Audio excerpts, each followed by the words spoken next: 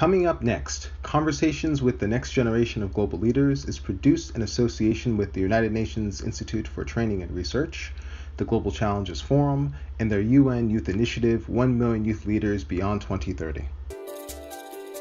Food insecurity. Global warming. Clean water.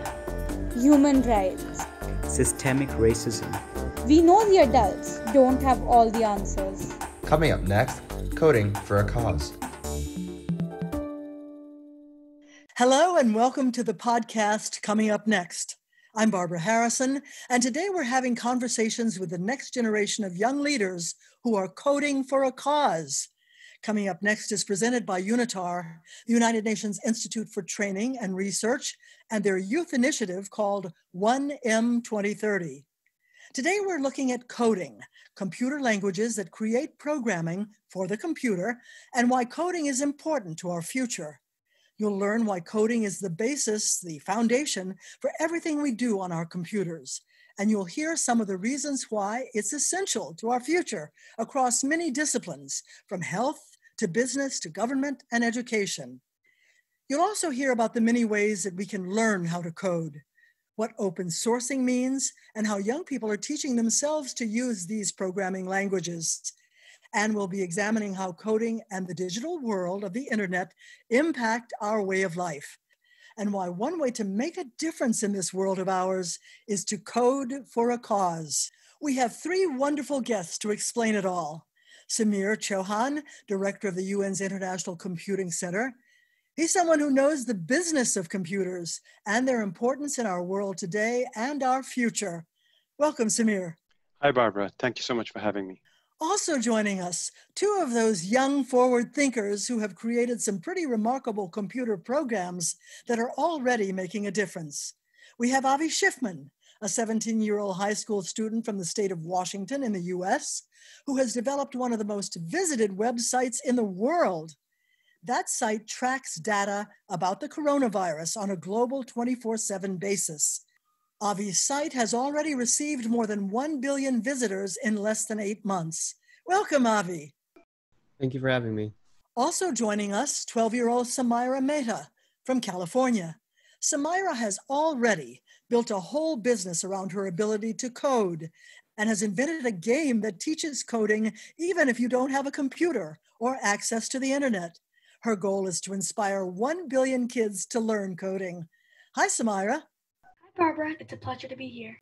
Thanks, Samira. Great to have both of you here. But let's begin with our expert from the United Nations. Samir, tell us, what is coding and how is it used? Great question, Barbara.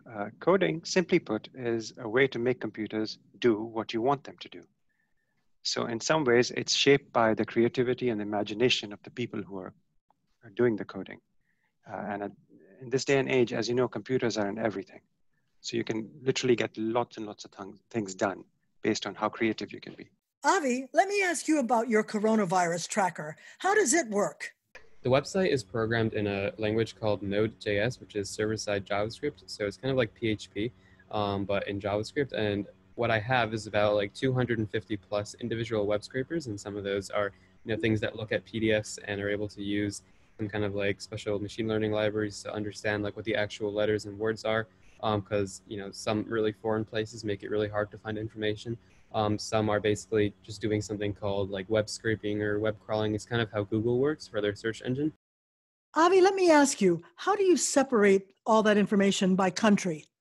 What I'm able to do is basically download like the HTML of, let's say, a Korean government website where they're updating their coronavirus numbers every couple minutes. And what I'm able to do is download that HTML and then parse it myself. So, sort through all the table columns myself. And then I do that for, all the different countries and all the breakdowns of like, Italy, United States, all that kind of stuff. And I get all those numbers and I add it to my own data set that is formatted my own way.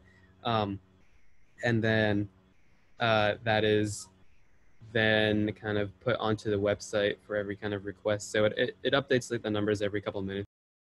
The program actually shows the differences in case and even death numbers country to country, right? If you go to the website, the first thing that you see, especially if you visit it on a mobile device, is you see the quick facts section. So you see the total confirmed cases, the total critical, total deceased, total active cases, total recovered.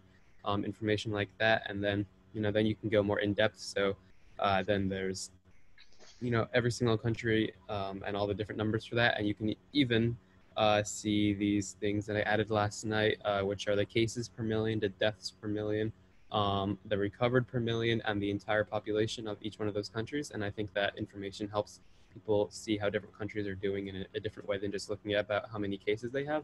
Because, India has a lot more people in it than, like, I don't know, California. So you're able to just compare things in a much different way. So Avi, who uses this data? So I'm basically just providing all the raw data for all kinds of epidemiologists and scientists, universities, and whatever they want to just make their own, models of the future or anything like that. It's pretty cool. Avi, are you getting any feedback on how many people are using your virus tracker every day around the world? That was peaked in some kind of, March or everything like that. Traffic is still pretty high for a project like this. Every single day, I guess I can, quickly check my admin panel. There's about maybe a couple 100,000 people a day. But back in the peak times, it was over 30 million a day. It was pretty cool. It's a very, there's a lot of things you learn from working on something like this that you can't learn from just, watching YouTube videos. When you just have to deal with so much traffic and so much complicated server kind of things, you have to learn a lot about optimization and how to make things really efficient. There are all kinds of things on the internet, from things like, I have to deal with internet security for all kinds of DDoS attacks to, caching a lot of the information. So that way it's a lot less of a load on my servers to, how to, spend your money in the right place and all that kind of stuff. So it's a lot of cool real world things to learn from working on something like this that you can't just learn if you're just making another to-do list on some new JavaScript framework or whatever. Samira, tell us about your game Coder Bunnies. Yeah, sure. So Coder Bunnies is basically a board game to introduce kids to the concepts of computer programming. And these concepts include very basics like sequencing and conditionals, but also have, concepts like if loops, functions, stacks, queue, list, inheritance, parallelism, and things like that. And the idea of the game stays the same. And that idea is to help Bunny eat its colored carrot and then reach the destination. And throughout this game, you kind of have to jump over puddles, go around fences. But the real way that the kids learn programming is one, through the adventure that they go through, but also through the way they use their code cards to help the bunny actually go through the adventure. So during, when they use the code cards to move the bunny through the maze and to get to its carrot, to get to the destination, using the cards in certain ways could teach them concepts like conditionals, loops, functions, parallelism, and some of the other ones I mentioned. And essentially, each person starts with a deck of cards, and in those deck of cards, for example, for loops, we have additional cards so that you could put, a certain series of code various times, or for functions, you could define a function and then you could call the function and things like that to really introduce kids to these important concepts that play a role throughout the entire computer science world. Wow. Okay, tell me, Samira, how did you come up with the name Coder Bunnies for your game? The way that I came up with the name is probably because, I was trying to add a fun element to it some way, because, after all, I wanted a fun way to get my friends excited about it.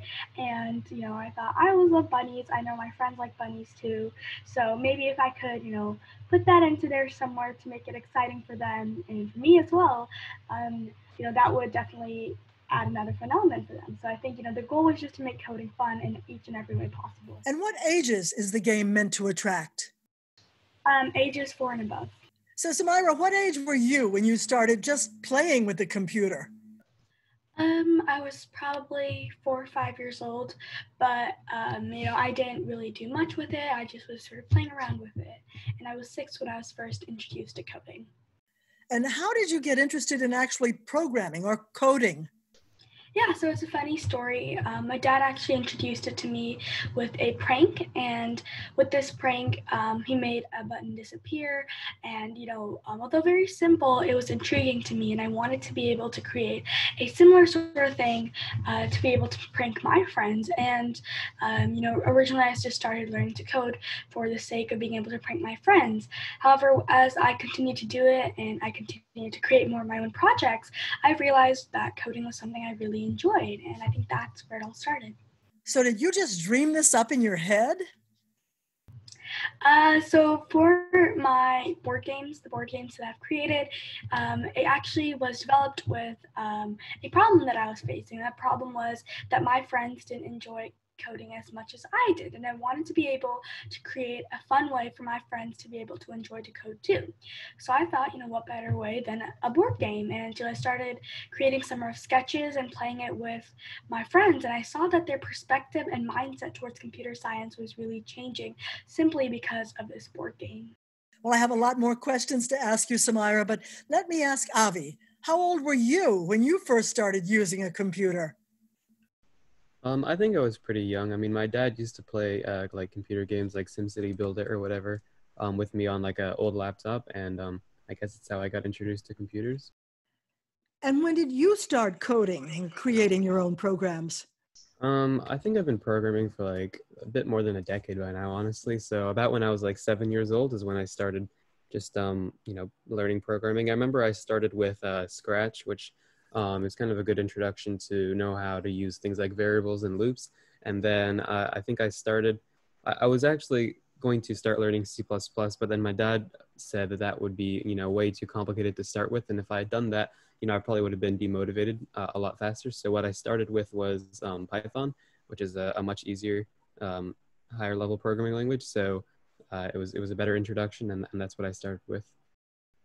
Avi, are your parents really interested in computers too? Did they help you learn how to program? Not really. I mean, they know how to use computers and things, but they're like any other, parents, I guess. So I guess you're running circles around them now with your computer skills. Yeah, I mean, I think that most of the people in my generation are significantly better at using, a lot of new technology than their parents. So do they come to you now to ask how to do things on the computer?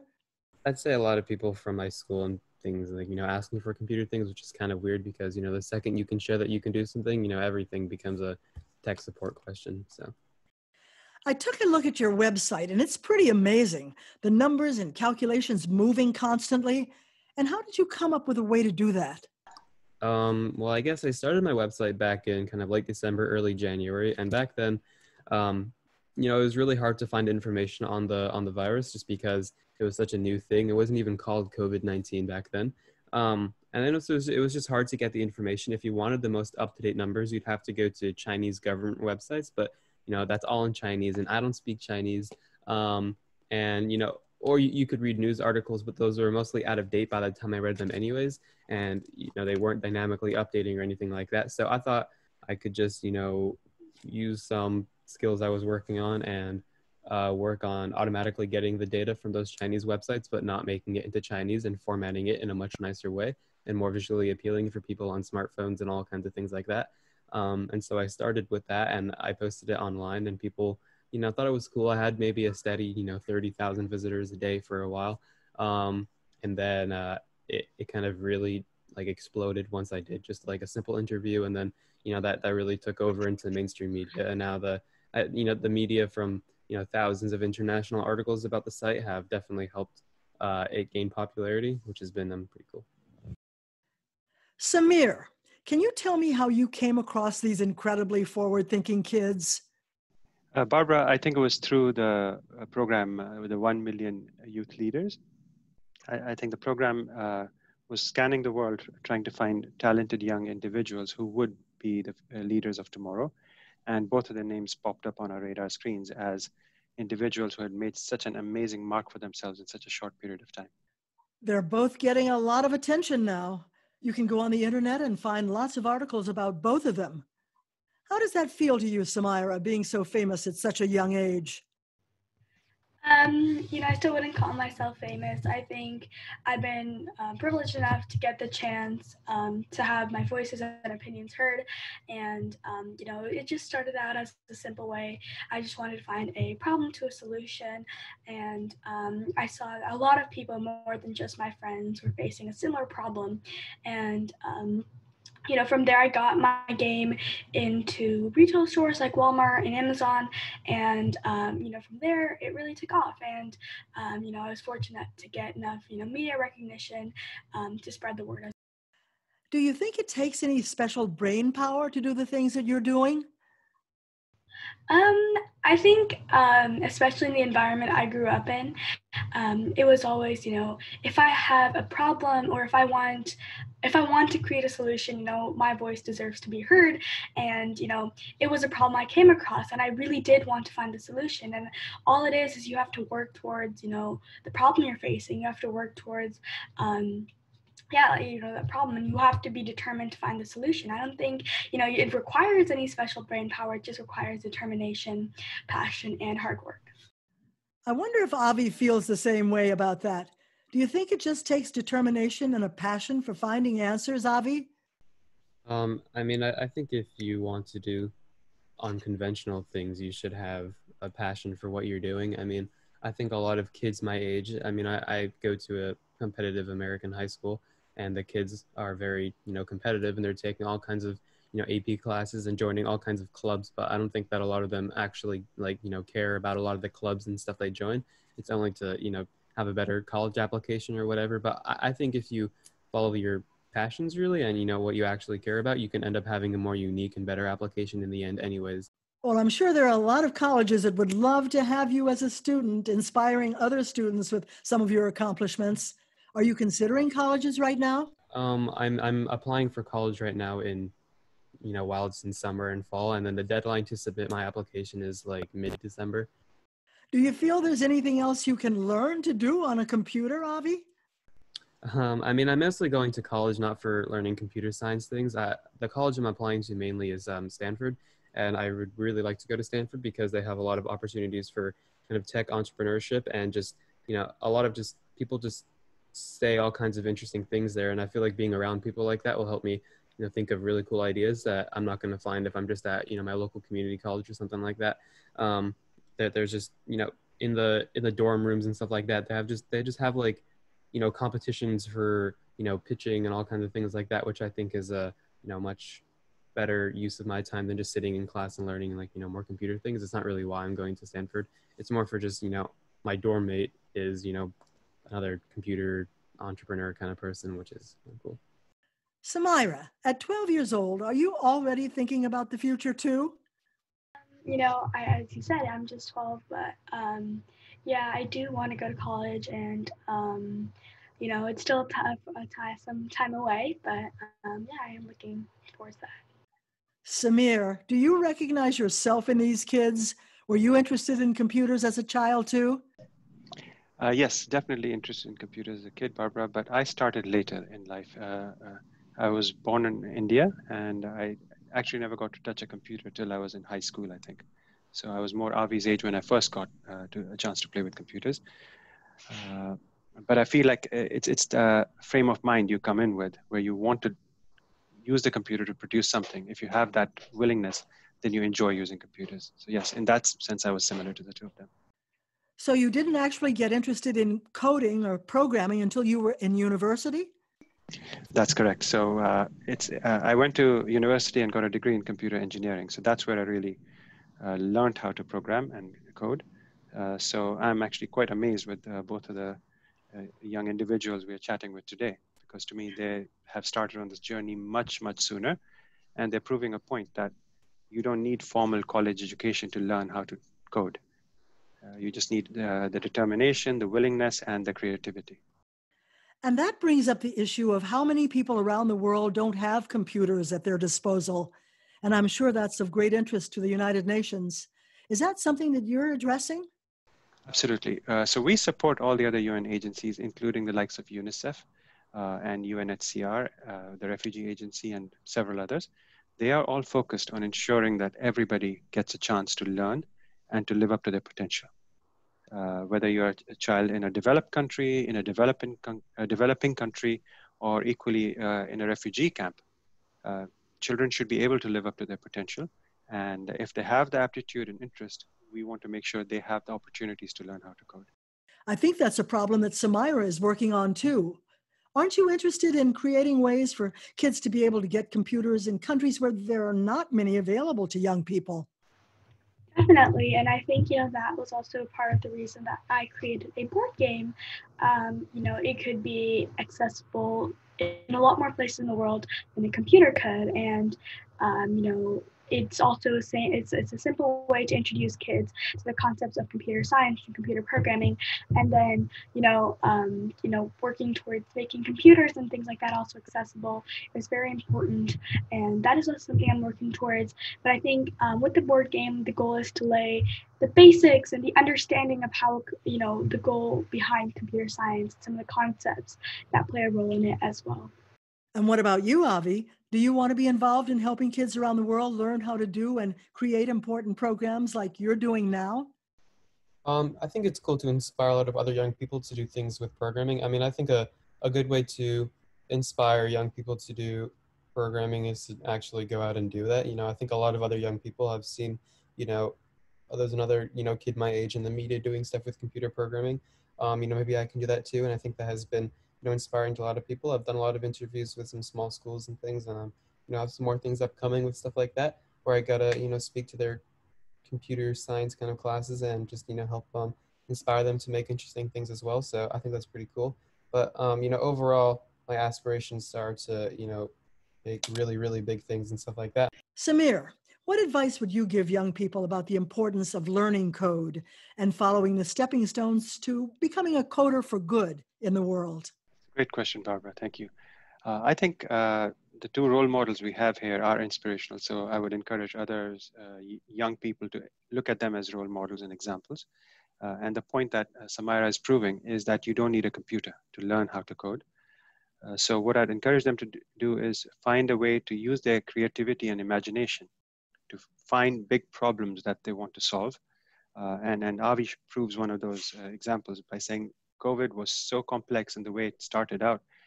He took that on as a challenge. So that's what I'd encourage others to do, is find those big, complex, unwieldy challenges that motivate you, that you're passionate about, and learn about how in a structured way you can start to address that problem or tackle that problem. And then you're well on your way to developing a coding approach to building a solution. Avi, do you have something in mind that you want to tackle next, now that you have people all over the world admiring what you've done so far? I'm working on a couple more things, I suppose, but I'd say I mainly want to spend some time actually thinking about just bigger ideas and more just, than simple, simple websites. I might be doing something for elections. It's kind of hard to do something original for that. I did something for the Black Lives Matter protests in America too.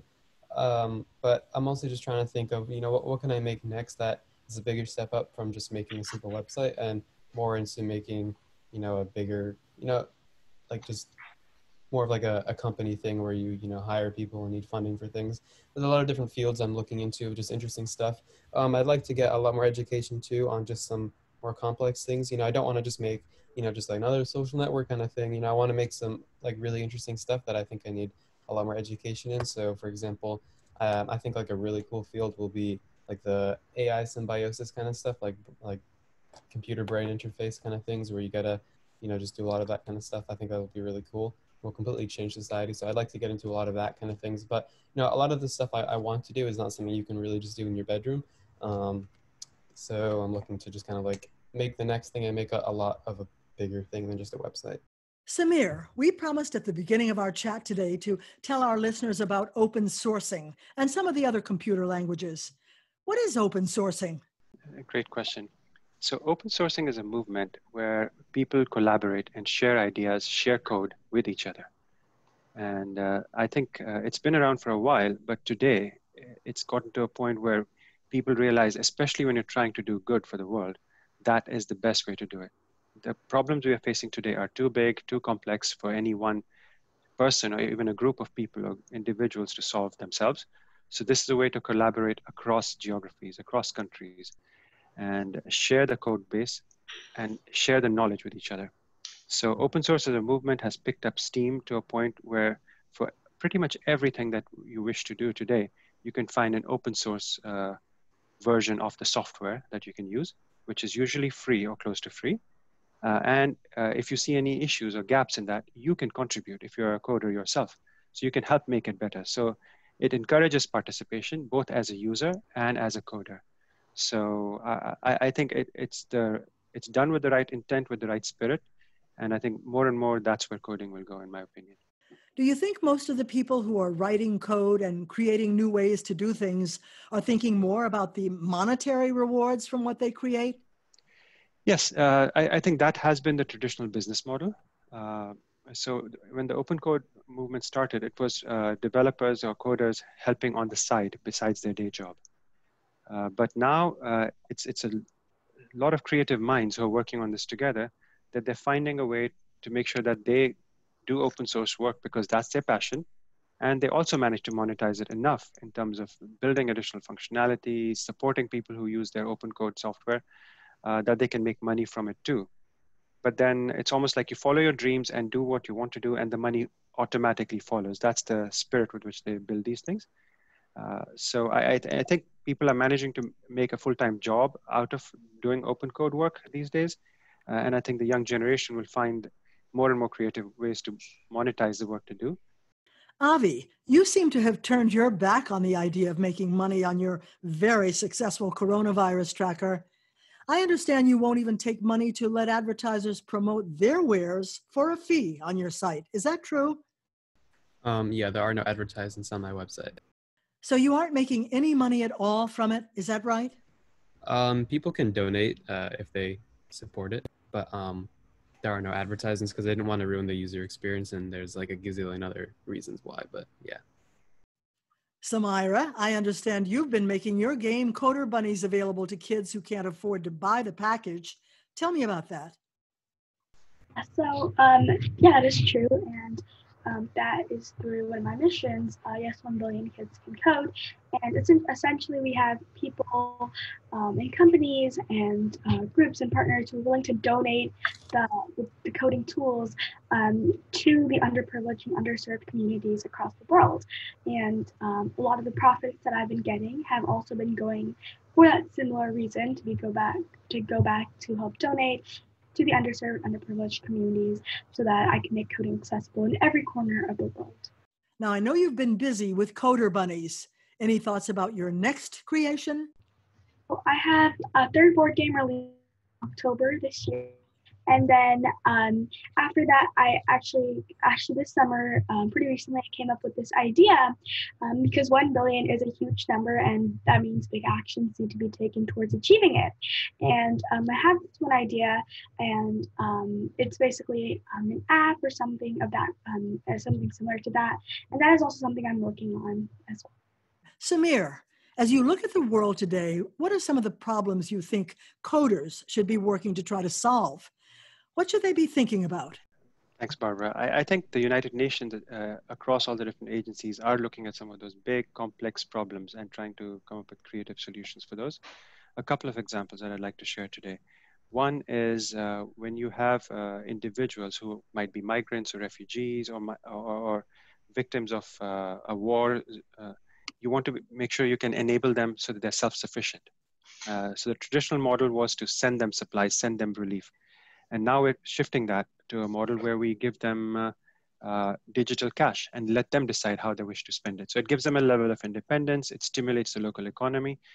But to do that, you need new digital solutions. And with the UN and everything we do, what you need is scale. That's one thing. And second is complexity, because you're looking for solutions that will work across the world with all the different languages and the technological challenges you have in different countries. So it's the scale and complexity which really is the biggest challenge we have to overcome to make these solutions work. What are you doing? You try to get the word out to bring more youth into the movement, 1M 2030. Thank you. So that's a great question. So I think we're older, so we struggle sometimes, I think, with things like this, but we are trying to use social media.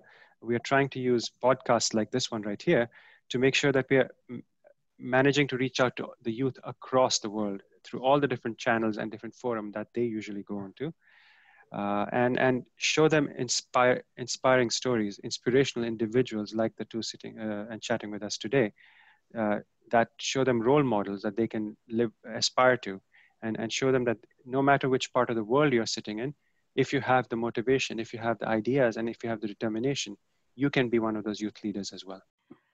So how do you feel about being a role model, Avi? It's pretty cool, I guess. I mean, it's interesting that there's a lot of people that look up to me for the, all kinds of things. I get a lot of interesting emails for people that want to, do a lot of the things I've done. And I guess that's pretty cool. A lot of people have made their own COVID trackers in their local communities and showing me, and I think that's pretty cool. The more people that are, making it easy to find information, the better. And how about you, Samira? Do you find that you have become an inspiration to friends and those beyond your own neighborhood? Yeah, I think it is inspiring, especially the stories that kids tell me, I played your game and then I went on the computer and then I did this one coding thing and oh my God, it seems so familiar because I learned this in the board game. So I think those stories are really inspiring and motivating me to continue to do what I'm doing. Yeah. That's great, Samira. And what do you do for fun? So as I talked about, I really like the outdoors. Whenever I get the chance, I go outside, I play outside. I also really like to sing and play the guitar. And Avi, do you have any other favorite things to do other than spending time on your computer? Sure. I like to do competitive ski racing, and I like to travel a lot too. I'm hoping that once I turn 18 in a couple months, I'll be able to start traveling a lot more, which I'm pretty excited for. So Samir, I guess you must be pretty impressed with Avi and Samira. Very impressive indeed. They're clearly very well-rounded individuals, and I think maybe that's where the creativity comes from. It seems to me like they draw inspiration from all sources. Well, this has certainly been an enlightening conversation. We want to thank our guests, Samir Chauhan, Samira Mehta, and Avi Schiffman for being with us and sharing with us the amazing ways they are already making an important difference around the globe. And we hope they may have inspired some of you out there who are listening. It certainly made me want to jump into the world of coding for a cause. Coming up next is presented by UNITAR, the United Nations Institute for Training and Research, and its new initiative called 1M 2030, with a mission to identify 1 million young people who are now or soon will be leaders in our worldwide community in the next 10 years. We hope you'll join us again for our next Coming Up Next. I'm Barbara Harrison. Thanks for being with us.